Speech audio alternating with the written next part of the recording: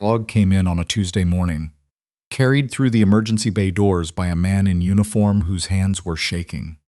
The first thing Rachel Doan noticed: the hands. Staff Sergeant Colin Mercer had the build of someone who hadn't flinched at much in his life, broad shoulders, jaw set like concrete, the kind of stillness that comes from years of being told to hold the line. But his hands, wrapped under the chest of a 70-pound German shepherd in a blood-soaked tactical vest, were shaking. The dog's name was Axel. She would learn that later. At that moment, all she knew was that there was an animal bleeding out on the floor of Riverside General's main corridor, and nobody was doing anything about it. Rachel had been 12 hours into a 14-hour shift when it happened. She'd come down to the ground floor to pick up a patient chart from admissions, something administrative, something forgettable, when the automatic doors slid open and the cold November air came in ahead of them. Mercer, Axel, the shaking hands. A young corporal behind them carrying a tactical bag and looking like he hadn't slept in 2 days. She crossed the floor before she made any conscious decision to do so. "What happened?" she asked, already crouching. Nell. Training accident, old ordnance site outside Petawawa. We drove 4 hours. Mercer's voice was even, but his jaw moved like he was grinding something down.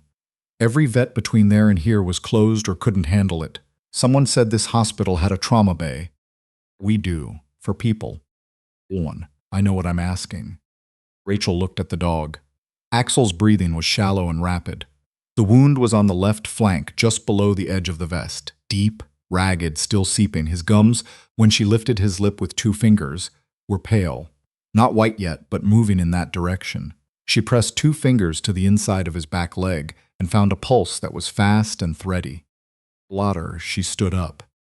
"Come with me," she said. She didn't take them to the trauma bay. She took them to Bay 4, which was smaller, quieter, set apart from the main floor. The bay they used for overflow patients who needed monitoring but not acute intervention. She'd worked in this hospital for 6 years. She knew which curtains blocked the sight lines from the nursing station. She knew which supply carts were stocked with what. She knew that Dr. Ashworth, who had done 2 years of field medicine before his residency and who kept a framed photo of a Malinois on his desk, started his shift in 20 minutes. She got Axel onto the gurney with Mercer's help. The dog was conscious, but barely, and when she pressed a folded trauma pad to the wound and applied pressure, he made a sound low in his throat and turned his head toward Mercer's hand. "To him," she said. "Keep him calm." Mercer leaned in close and said something quiet near the dog's ear. She didn't hear the words. She was already moving. Pulled a saline bag from the cart, found the IV setup, and managed a line in the cephalic vein on the dog's foreleg on the second try. Her hands were steady. She had noticed that about herself in difficult moments. The steadier things got on the outside, the louder it got inside. Right now, inside her head, it was very loud. She knew what she was doing wasn't protocol. She knew it the way you know a storm is coming before the sky changes color. Something in the air, something certain. Riverside General was a human hospital. Its emergency bay was licensed and equipped for human patients. The liability alone made her stomach clench, but Axel's pulse was still thready, and the bleeding hadn't stopped, and Mercer's hands were still shaking, and sometimes you just know what you have to do before you can explain it to anyone. Ashworth arrived 17 minutes later. He took in the scene with the particular calm of someone who had, in fact, seen more unusual things. He looked at the dog, looked at the IV line, looked at Rachel, and then he pulled on a pair of gloves. "What have we got?" She gave him the rundown: shrapnel wound, approximate time of injury, current vitals as best she could read them, saline running at a rate she'd calculated by body weight, and the particular memory of a continuing education course she'd taken 2 years ago on large animal field care. Mostly for her own interest, mostly because her sister had horses. Ashworth worked without commentary. He debrided the wound, irrigated, packed it properly. He sent the corporal downstairs for blood pressure cuffs from the pediatric cart, which were the right size. He asked Mercer quiet, clinical questions about Axel's medical history and vaccination status, and Mercer answered them with the kind of precision that suggested he had that information memorized. The bleeding stopped. Axel's color came back slowly. the way color does, reluctantly, unevenly, and then all at once. An hour and 20 minutes after they'd come through the doors, the dog was resting, sedated, on the gurney with an IV still running and a proper dressing on his flank. Mercer sat on the chair beside him with his elbows on his knees. He looked like a man who had just put something down after carrying it a very long way. "Thank you," he said. He said it to the floor, or to Axel, or to both of them. Rachel nodded. She pulled off her gloves and dropped them in the bin. She was already calculating how to write the chart note, already running through the possibilities, already knowing, on some level, that there was going to be a conversation she wasn't going to enjoy. Or she didn't expect it to happen in the hallway outside Bay 40 minutes later, with the overhead fluorescents humming and 3 other nurses within earshot. Karen Voss was the kind of administrator who arrived places with purpose. She walked like someone who had learned to walk that way, heels hitting the floor at intervals that communicated authority. She had been the director of patient services at Riverside General for 4 years. And in those 4 years, Rachel had managed to stay mostly beneath her notice, which was, by most accounts, the ideal situation. Blended in the hallway outside Bay 4. Doan. Voss stopped in front of her. She had a tablet in her hand and her reading glasses pushed up on her head. "I've just been informed that you admitted a non-human patient into Bay 4 and administered IV fluids and assisted with wound care." "Oh, I did." "Not." Voss paused, as if selecting her words by weight. "That is not within the scope of this facility's license or your practice parameters." Learn the animal was in critical condition. Without intervention, he would have died within the hour. Log, Nurse Doan. "Oh, he's a military working dog." Staff Sergeant Mercer drove 4 hours because there was no veterinary facility open and equipped to handle a trauma case of this severity. Voss looked at her for a moment. It was the kind of look that was doing math. "Dr. Ashworth was involved?" "Yes." Pause. "I'll be speaking to Dr. Ashworth as well." She tucked the tablet under her arm. "In the meantime, I need your badge." Rachel felt the hallway go very still, or maybe that was just her. "One. Excuse me?" "Employee badge, please. Until this matter is reviewed by the board, you are suspended pending investigation. You can collect your personal belongings from your locker and—" Karen. Dr. Ashworth appeared at the end of the hallway, still in his white coat, moving with the unhurried pace of someone who had made his decision before he left the room. "This was my call. I directed Nurse Doan's involvement. Ori, you will also be." "I made the medical decision," he said. "Nurse Doan was following my direction. If you're going to suspend anyone, it should be me." He stopped beside Rachel. "But I'd suggest we all take a moment before we start making decisions we can't walk back." Voss straightened. "The hospital's liability exposure is—" "Minimal," Ashworth said. "No public funds were used. No human patient was displaced. The procedure was performed in a closed bay. Staff Sergeant Mercer can provide documentation that Axel is an active service animal covered under the Department of National Defense. That changes the legal calculus considerably." Voss looked between them. For a moment, something shifted in her expression. Not softening, exactly, but recalculating. And she looked back at Rachel. "Your badge now." Ashworth put his hand out. "Rachel." She unclipped the badge from her scrubs. Her fingers were steady. Inside her head, it was very loud again. Placed it in Voss's hand, not looking away. "Personal belongings," Voss said, "can be collected in the next 30 minutes. After that, security will—" "We'll collect them now," Ashworth said. "And I'll walk her out. This doesn't need to be more than it is, Karen." Voss left without another word, heels hitting the floor in those measured intervals.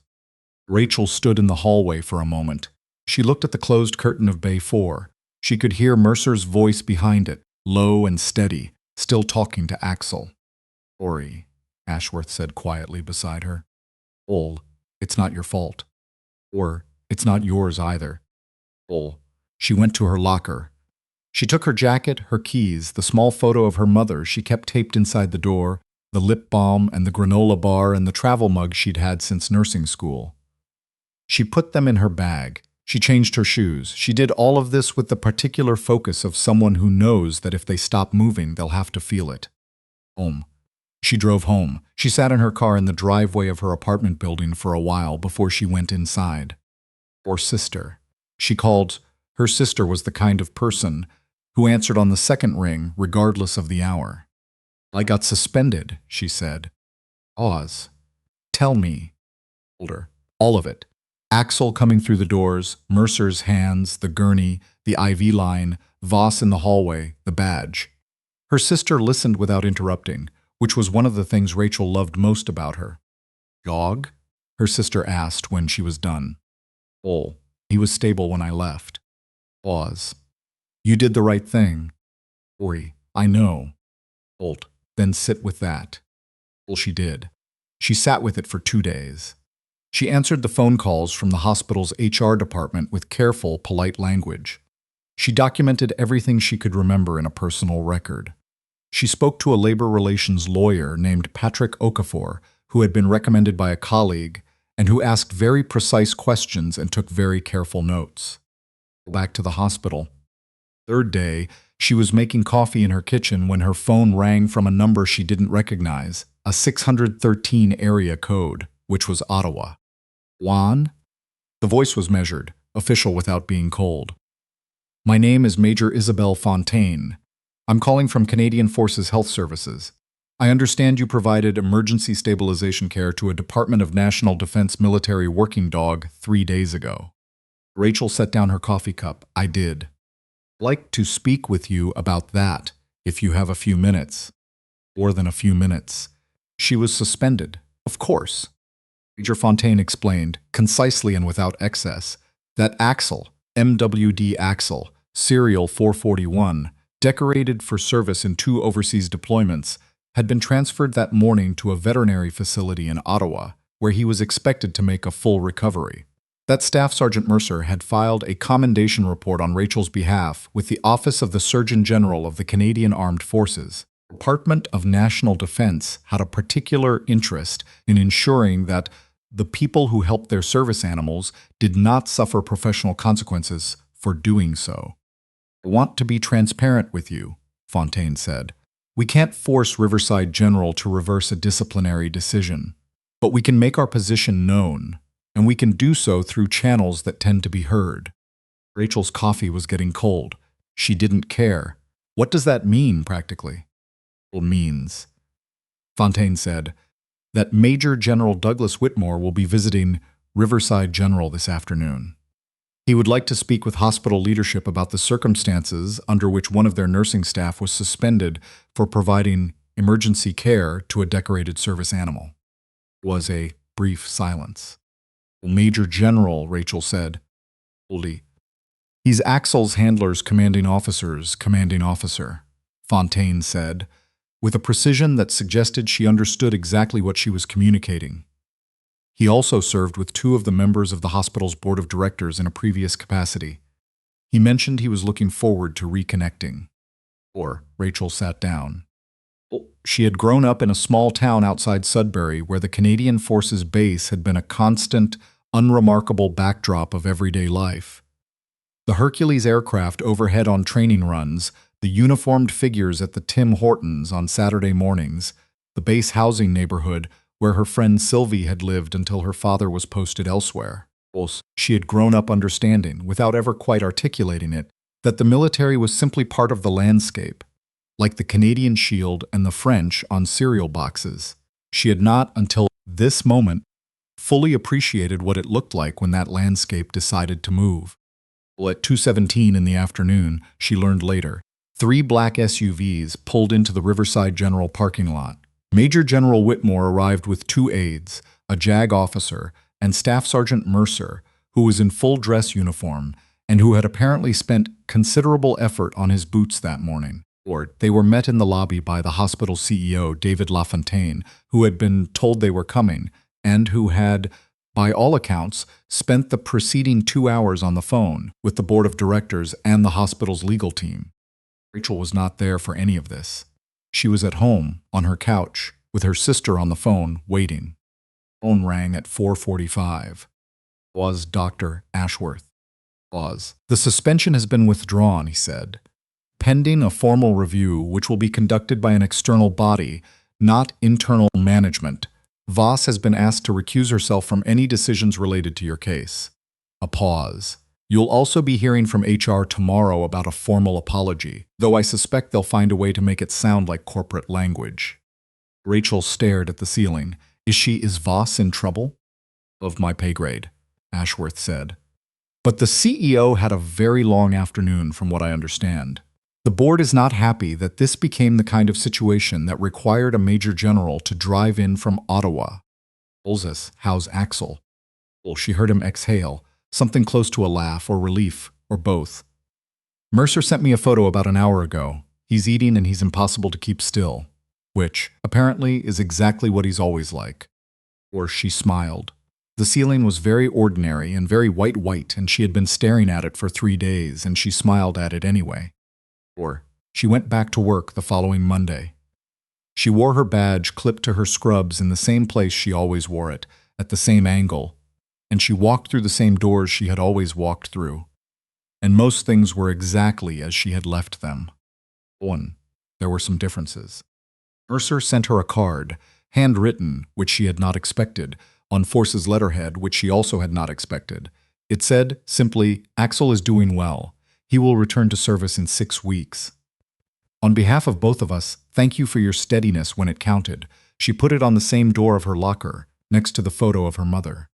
The external review, when it concluded 6 weeks later, found no grounds for disciplinary action related to the incident. It also recommended that Riverside General develop a formal protocol for emergency stabilization of military working animals, a first in the region as far as anyone could find. Dr. Ashworth was appointed to the working group. Rachel was asked to contribute as a clinical consultant, or she said yes, and asked. Afterward, by a colleague, and then by a reporter from a regional paper who'd somehow caught wind of the story, whether she would do it again. The same choice, knowing what it would cost. She thought about Mercer's hands. She thought about Axel's pale gums and the thready pulse under her fingers and the way the color came back, reluctantly, unevenly, and then all at once. Well, she didn't need very long to answer. Well, I keep coming back to the moment Rachel unclipped her badge. Part where the Canadian Forces showed up, not the 3 black SUVs in the parking lot or the Major General in his dress uniform. Though those matter, and I'll get to why. What stays with me is the quieter moment. The hallway. The fluorescent hum. Rachel placing that badge in Karen Voss's hand without looking away. She didn't know, in that moment, how things would turn out. She didn't know that Mercer had already filed a commendation, or that Major Fontaine would call in 2 days, or that a man with enough rank to make a hospital board go very quiet was already on his way. She just knew what she'd done, and she stood in it. That's the thing about doing right by someone. It rarely comes with a guarantee attached. What Rachel did wasn't complicated, when you strip it back. She saw an animal in distress. She knew enough to help. She helped. The cost of that decision turned out to be significant, at least for a while, and she paid it without performing anguish about it. She collected her jacket, her keys, her mother's photo, and she went home. That kind of steadiness isn't something you arrive at by accident. It's built, slowly, out of knowing your own values clearly enough that when the moment comes, you don't have to think too hard about which way to move. I think about Axel's pale gums and the thready pulse Rachel found with 2 fingers, and I think about how much knowledge it takes to act usefully under pressure instead of just urgently. She'd taken a continuing education course on large animal field care, mostly for her own interest, she thought, mostly because her sister had horses. There's something in that detail that I find genuinely moving. The things we learn out of curiosity, with no particular plan for them, have a way of becoming exactly what's needed. Keeping your mind open and your skills current isn't just professional maintenance. Sometimes it's the difference between a life and the absence of one. Hard. And then there's the part about not stopping. Rachel drove home. She sat in her car. She called her sister. She documented everything. She found a lawyer. She answered the phone calls with careful language. She didn't collapse, and she didn't rage, and she didn't give anyone a reason to dismiss her. She held her ground the way you hold ground when you know the ground is worth holding. Not with noise, but with presence. That kind of persistence, the quiet kind, is easy to underestimate. It doesn't look dramatic from the outside, but it's what gets you through the 2 days between being suspended and the phone ringing from a 613 area code. What the hospital didn't account for, what Voss's calculation missed entirely, is that doing the right thing tends to leave a trail. Mercer filed that commendation because Rachel's steadiness had mattered to him in a real way. Ashworth stepped into the hallway because he'd seen what she'd done and he wasn't willing to let it go unanswered. Fontaine called because the forces keep track of people who help theirs. None of that was orchestrated. Listen, it was just the natural consequence of one person acting with integrity in a moment when it cost something. Actions move outward. They find people. They come back. I think Rachel would describe herself as courageous if you asked her. I think she'd say she just did what was in front of her to do. But that's maybe the most honest definition of courage there is. Not the absence of fear or risk, but the decision to act anyway, with whatever you know, for as long as it takes, without requiring a guarantee first. Recovered. Rachel went back to work. And somewhere in Ottawa, a protocol is being written so that the next time a military working dog comes through a hospital door, nobody has to make the choice alone. That feels right to me. That's how it should work.